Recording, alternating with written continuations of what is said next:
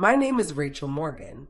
I'm 36, and I live in the kind of neighborhood where people still wave at each other from their front lawns. The air always smells faintly like fresh grass and barbecue on weekends. Life was predictable. Not perfect, but safe. That was what mattered to me the most. Because for the last 9 years, my world had revolved around one person, my son, Ethan. Ethan was born on a rainy September morning. 9 hours of labor, a moment of silence in the room before I heard that first cry. And then it was like my heart was relocated into his tiny body. From the minute I held him, I knew I'd do anything to keep him safe. He's a curious kid, always asking questions that made me smile and sometimes made me wonder where he got his mind from. He'd ask things like, if a star dies, does its light still count? Or, do trees remember who planted them? He was gentle, generous, the kind of child that teachers praised in conferences for his empathy. And for the last 4 years, I'd been doing it all on my own. His father, Tyler, left when Ethan was 5. He said he wasn't ready to be a dad. He moved out and into a new life without us. No birthday calls, no weekend visits, just silence like we were a dream he woke up from and forgot on purpose. But I didn't let that destroy us. I worked days at a pediatric clinic and did freelance transcription work at night. I paid rent on time, made sure Ethan never missed a field trip, and read him to sleep every night without fail, even if I was dead on my feet. So when I found a crumpled, handwritten note shoved deep in the front pocket of Ethan's backpack one ordinary Wednesday afternoon, I wasn't prepared for what it would say. It wasn't from the school board, not an official letter or parent-teacher newsletter. It wasn't even signed with a title. Just a plain slip of paper, torn at the edges, written in neat, careful cursive. Hi, I know this might sound strange, but I need to speak to you about Ethan. Please don't mention this to anyone. Just come see me when you have a moment, privately. Miss Cartwright. I read it twice, then again. My heart started racing.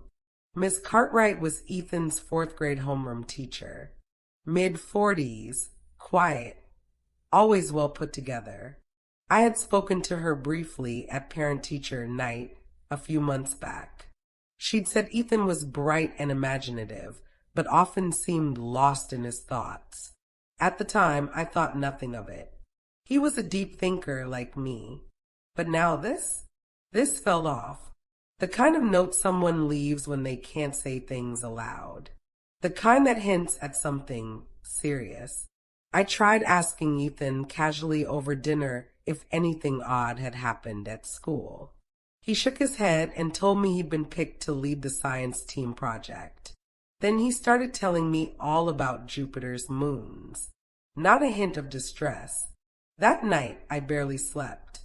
My mind kept circling back to the note. Why did she say to keep it quiet?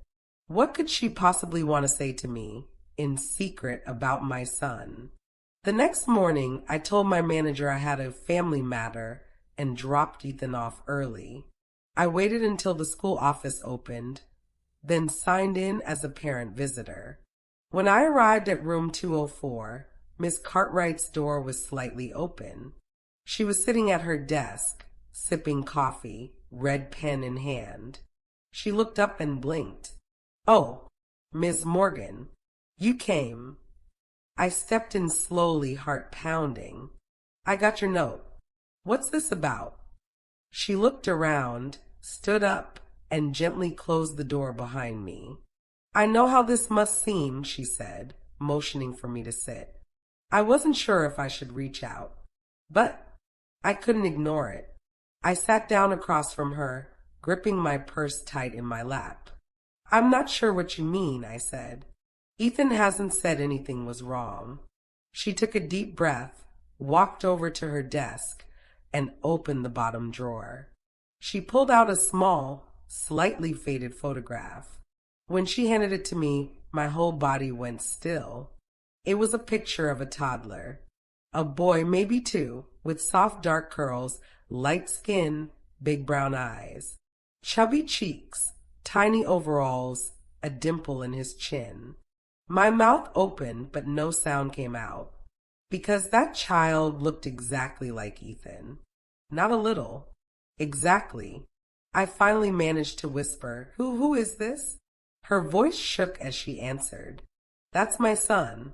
He was taken from me when he was 2 years old. I froze in that chair, clutching the photograph like it might burn my skin. I looked at the photo again, that same nose, that same dimple, that same thoughtful, slightly confused expression Ethan gets when he's trying to solve something in his head. It wasn't similar. It was identical. I finally spoke, but my voice came out hoarse. I'm sorry, what do you mean, taken? Miss Cartwright sat down slowly, as if she'd been carrying a weight for years. I know how this sounds. I know what you must be thinking. But I swear I'm not crazy. I'm not unstable. And I'm not trying to hurt you. But your son, Ethan, he looks exactly like my son, Jacob. I just blinked at her. She continued, hands trembling. Jacob was abducted from a playground when he was 2 years old. I took him to the park on a Sunday. I looked away for 10 seconds, just 10. He was gone. My throat tightened. Did you report it? Was there an investigation? She nodded slowly, her eyes glassy. It was a massive case. It was all over the state news at the time. I was the primary suspect for a while. They tore my life apart, but eventually they ruled it an abduction. No trace, no ransom call, nothing. A pit formed in my stomach. I whispered, when was this? She opened her purse and pulled out a small, creased flyer. A missing child poster. I felt sick just looking at it. Missing, Jacob Michael Cartwright. Age 2. Last seen, June 14th, 2014. Brown eyes. Dark curly hair. Distinct dimple on left cheek. Wearing blue overalls and a red dinosaur t-shirt. Ethan was born on September 21st, 2014. That couldn't be a coincidence. I'm sorry, I said again, softer this time. But Ethan is my son. I held him when he was born. I was there. She leaned in slightly. Do you have proof? A birth certificate? I blinked. Of course I do. But my mind was already reeling. Ethan had been born at a small birthing center 2 towns away. The nurse midwife who helped deliver him had been an older woman, and I remembered there'd been no hospital stay, no NICU. I hadn't thought twice about it. The paperwork had been mailed to me. I never questioned it. Why now? I asked. Why tell me this now? She looked down. The first day I saw Ethan in class, I felt something strange. A pull. But I told myself I was projecting, that I was just seeing what I wanted to see. But then I saw the way he holds his pencil in his left hand. Jacob was left-handed. I heard the way he hums to himself while reading. Jacob used to do that too. And when he turned toward the window last week and the light hit his profile, her voice cracked. It was like watching a ghost walk across the room. I didn't know what to say. Part of me wanted to walk out. Part of me wanted to scream. Another part wanted to believe her. Because a horrible, ugly question had begun clawing its way into my brain. What if Ethan wasn't mine? I stood up slowly. I need to go. She didn't stop me. She just nodded, eyes wet, voice barely a whisper. Please don't tell him yet. I'm not trying to take him away. I just want to know the truth. And I think deep down you do too. I walked out of that classroom in a fog. I picked up Ethan from aftercare and watched him as he buckled his seatbelt, chatting about Jupiter's moons like nothing had changed. Like our entire world wasn't tilting beneath our feet. That night, I waited until he was asleep. Then I went to the closet, opened the fireproof box where I kept our important documents, and pulled out Ethan's birth certificate, issued by a birthing center, signed by a midwife I'd never kept in touch with. No hospital record, no photographs from the day, just my name and his. And then something caught my eye. Under father, the line was blank. I remembered they'd told me it wasn't necessary to fill it in, that I could leave it out if the father wasn't involved. But why hadn't I ever wondered why it looked off? And then it hit me. I had never actually seen an ultrasound photo of Ethan. The birthing center had told me their machine was down during my checkups. At the time, I thought it was normal. I trusted them. I was young, alone. I'd been desperate for a place that would support a single mother without judgment. I thought I'd found that. What if that place wasn't what I thought it was? When I finally lay down in bed that night, staring at the ceiling, I didn't sleep. Because now I had a terrible question looping in my brain. What if Ethan had been stolen before he became mine? And even worse, what if I was never meant to be his mother at all? I spent the next 2 days in a haze. At work, I could barely focus. My coworkers asked if I was okay. I gave the usual just tired excuse. But inside, I was spiraling. I stared at Ethan's baby photos on my phone, flipping through them endlessly. But every smile, every memory, every giggle captured felt tainted now. There was a hollow fear that kept growing in my chest. A voice whispering, "You're living someone else's life." And the worst part? I couldn't remember some details I should have, like Ethan's birth weight, or the first hospital bracelet. I didn't have it. I'd thrown it away, or maybe I never had one. And the more I thought back, the more it started to feel like there were missing pieces. Things I'd brushed off at the time, strange paperwork, vague answers at the birthing center, their refusal to release full medical records. I'd been too trusting, too young, too vulnerable. By Friday, I couldn't take it anymore. I took a half day from work and drove 2 hours out of town to the Sunfield Women's Wellness Center, the birthing clinic where I'd delivered Ethan. It looked older than I remembered. The paint peeling slightly, the front sign faded. I walked inside and was met by a receptionist who looked about 19 and clearly not in the mood for visitors. "Hi, I gave birth here 9 years ago. I'm trying to access some records." She frowned. 9 years? We weren't digital back then. You need to request that through our archive vendor. Can I speak to someone who was working here at the time? A midwife named Karen. She clicked her tongue, checking the screen. Karen retired like 4 years ago. We don't have forwarding info. Something wasn't right. I pushed gently. Do you know who handled patient files back then? She shrugged. We've changed management 3 times. Most of the old stuff got transferred off-site. There it was again. Another dead end. Another conveniently lost trail. I left the clinic with a knot in my chest and more questions than answers.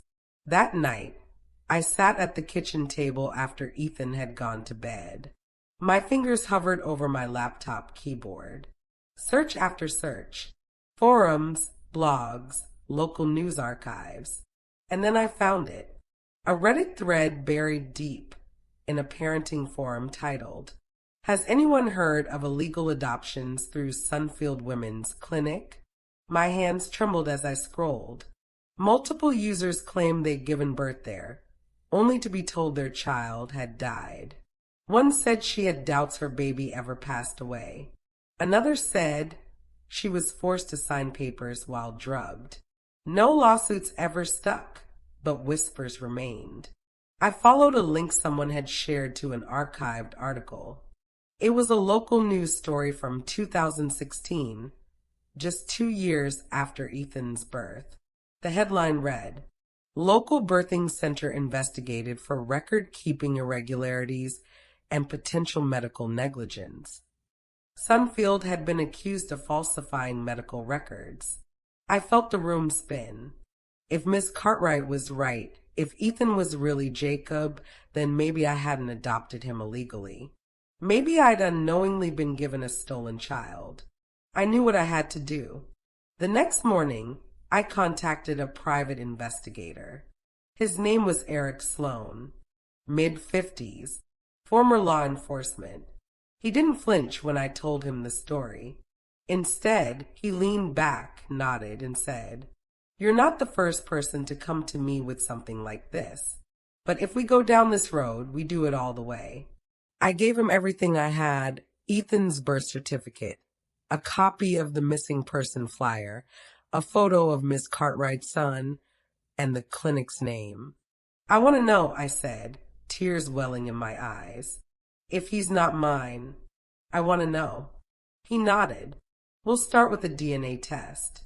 You, Ethan, and Miss Cartwright. That'll give us the first answer." I agreed. That night, I looked at Ethan asleep in bed, his tiny hand curled under his cheek, his brow furrowed like he was dreaming hard. And I whispered, "No matter what, I love you. You're my son. No test can change that." But my heart still cracked open, because if the test proved what I feared, then someone had lied to me for 9 years, and someone had stolen a child from a grieving mother. The DNA test arrived in a plain white envelope. Inside were 3 kits, swabs, instructions, and return packaging. One for me, one for Ethan, one for Ms. Cartwright. No labels, just numbers tied to our online profiles. Discreet, untraceable to anyone outside the lab. I waited until Ethan was home from school. "Hey, bud," I said, trying to keep my voice light. "We're doing a little science project today, swabbing our cheeks like detectives." He lit up. "Like crime shows?" I nodded, my stomach nodding. "Exactly." He giggled as he swirled the cotton swab inside his cheek, making spy noises. I forced a smile, but inside, I felt like I was betraying him. After he went to bed, I packed the samples up, sealed the envelope, and dropped it off at the overnight shipping box downtown. Then I waited. The results came in 5 days later. I sat at my laptop, the browser already open to the secure lab portal. I typed in my code, pressed enter, and held my breath. The results loaded slowly, line by line, like the universe itself was dragging its feet. Maternal match, inconclusive/highly unlikely. Paternal match, not applicable, sample not provided. Biological relation between sample number 2, Ethan, and sample number 3, Ms. Cartwright, 99.9998% match, maternal confirmed. The world went silent. I stared at those numbers, rereading them, waiting for them to shift, to glitch, to be wrong. But they didn't. It was true. Ethan, my baby boy, wasn't biologically mine. He was hers. I called Miss Cartwright that night. She answered on the first ring. "Hello." I didn't even say hello. My voice cracked as I whispered, "It's true."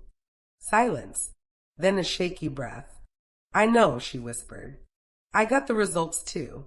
I could hear her crying, softly, like someone who'd run out of ways to scream.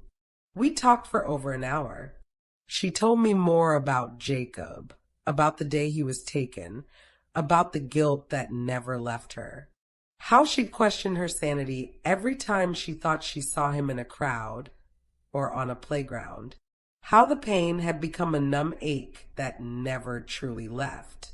I told her about Ethan's first steps, his love for dinosaurs, the time he broke his arm climbing a tree, and how he refused to cry because he thought it would make me sad. By the end of the call, we were both crying. because we had both mothered the same child in two different worlds, one of grief and one of ignorance. The next week was a blur. I met with the private investigator again. Eric had already pulled the licensing history of Sunfield Women's Wellness Center. He showed me a timeline of suspicious adoptions, overlapping births, and flagged patient records. They operated like a shadow agency, he said. Women with little support, no prenatal imaging, vague delivery records. Some babies went to real parents. Others, well, we're looking into it. It was human trafficking, masked as maternal care. And I, without knowing, had been part of it. I felt sick, hollow, shattered, but I couldn't shut down. I had to be strong. For Ethan, one night while tucking him into bed, he asked something that nearly crushed me. Mom, am I adopted? I froze. Why would you ask that? He shrugged. I heard you talking. You said something about DNA. My heart thudded. I knelt beside his bed. Ethan, can I tell you something important? He nodded. You are the best thing that ever happened to me. And no matter what anyone says, you are my son. But yes, there's a little more to your story than I ever knew. His eyes widened, but he didn't cry. He just listened. I told him a version of the truth, gentle, softened, age-appropriate. That he had another mom out there who had been looking for him. That we had both loved him deeply, even without knowing the full truth. And then I said, you didn't do anything wrong. This is something adults have to fix. But I promise we'll fix it together. He looked at me for a long moment, then whispered, Can I still call you Mom? That was the moment I broke. I held him so tight. I thought I'd never let go. Because I was his mom. And I would never stop being that, no matter what the law or blood or papers said. The next few weeks felt like living inside a pressure cooker. Ms. Cartwright and I had started speaking regularly. Not just about Ethan, but about everything. I learned she was a librarian, loved poetry, and had a quiet steadiness about her that made conversations feel safe, even when the topics weren't. But underneath every word was the same unspoken tension. We were two women, tethered by love to the same boy. And a decision was coming, one that could tear someone's world apart. The private investigator delivered the final pieces of the puzzle. 2 other families had come forward. One had adopted a daughter from Sunfield. The other had lost a baby in what they were told was a stillbirth, but had never been given a body or death certificate. Neither family had ever received proper documentation. Eric's report was damning. Fraud, forged signatures, missing medical records, and most damning of all, evidence that Sunfield had paid employees hush money to keep quiet when babies were redirected to couples who could pay under the table. It was organized, cold, inhuman, and I had been a victim and a participant without ever knowing. We filed an official complaint with the state. The story exploded. Local news stations picked it up, then regional papers, then, horrifyingly, a national outlet. Black market adoption ring exposed in suburban birthing center scandal. I was interviewed anonymously, face blurred. Miss Cartwright, too. We both agreed this wasn't about revenge. It was about justice and protection for others. Sunfield was shut down within a week. The owner disappeared. Arrest warrants were issued. But while the legal system churned, our story was far from over. A child custody hearing was scheduled. That word, custody, made my stomach twist. It was never meant to be a battle. Miss Cartwright had made that clear. I don't want to take him from you, she said during one tearful call. You raised him. I just want to know him again. To rebuild something. To not feel like I lost everything. I believed her, but the court still needed a ruling, official status, legal rights. The judge wanted to hear from both of us. I'll never forget that courtroom. The white walls, the endless silence, the way the judge's glasses slipped down her nose as she flipped through the case file. And Ethan, sweet, brave Ethan, sitting with a child specialist in the hallway, reading a book and waiting for the adults to decide who would get to call him theirs. I stood and spoke first. I told the truth, that I had believed Ethan was my biological son, that I had raised him with every drop of love and care I had, that I would never have willingly participated in anything illegal, and that discovering the truth had shattered me, but that I loved him, fiercely, unconditionally. Then Miss Cartwright stood. She was calm, clear, heartbreaking. I lost him once, she said, and it destroyed me. But I see now that he was loved, that he was safe, and that this woman did not steal him. She saved him, even without knowing it. She turned toward me and said, I'm not here to undo what she built. I'm just here to be a part of it now. The judge took a long breath, and then she did something unexpected. She ruled dual custody, shared legal guardianship. Ethan would continue to live with me as his primary parent, but Ms. Cartwright, Leah, would be given visitation, slowly increasing over time, to rebuild her relationship with her son. No one cheered. No one clapped. But for the first time in months, I exhaled without shaking, because it meant Ethan wouldn't be ripped from the only home he'd ever known, and it meant Leah wouldn't have to grieve alone anymore. The first visit was awkward. Ethan sat on the couch between us, quietly sipping hot chocolate while Leah showed him an old photo album of his baby pictures. I used to read you this story every night, she said, holding up a worn book.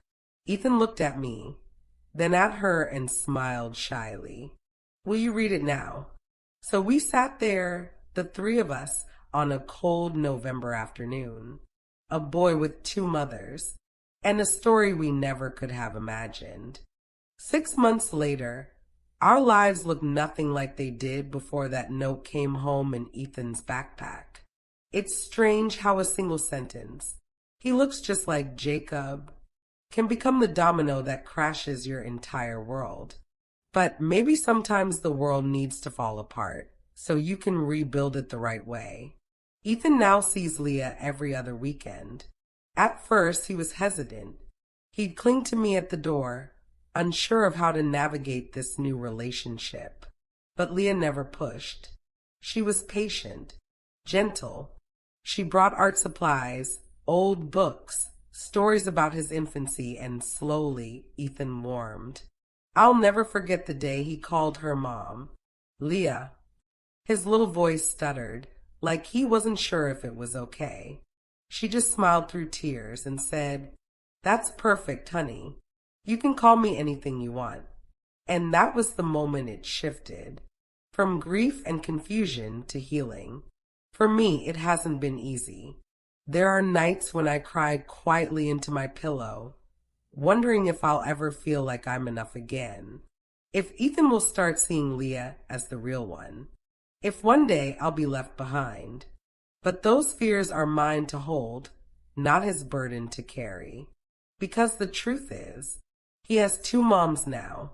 And if I love him, really love him, then I'll never make him choose. Leah and I have created something fragile, but beautiful. A shared motherhood.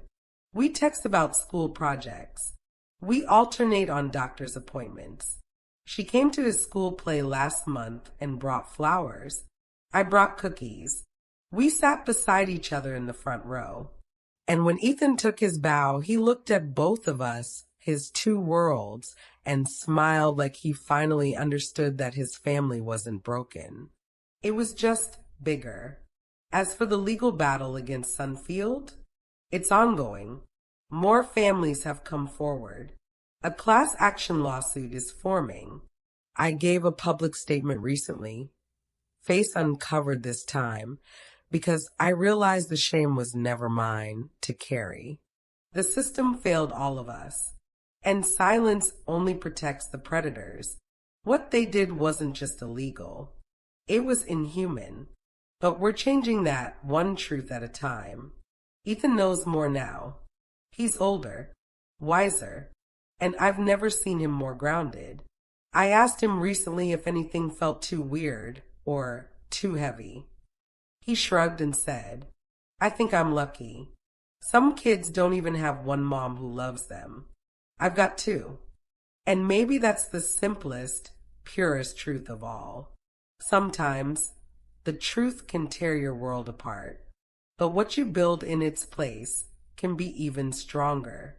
Ethan wasn't born to me, but he was born for me and for Leah. And in this strange, painful, miraculous twist of fate, we both found our family again.